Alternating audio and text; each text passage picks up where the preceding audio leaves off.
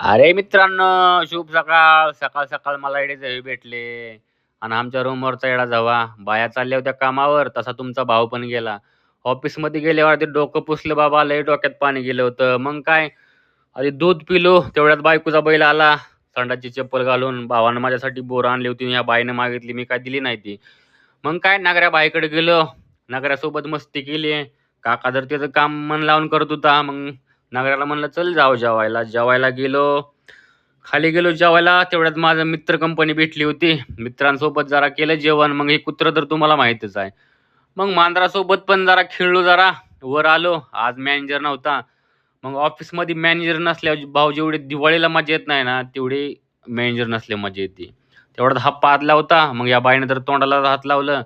ह्यांचा पण मुकदम नव्हता आणि आमचा पण मुकदम नव्हता. मग काय, गेम खेळत बसलो दिवसभर.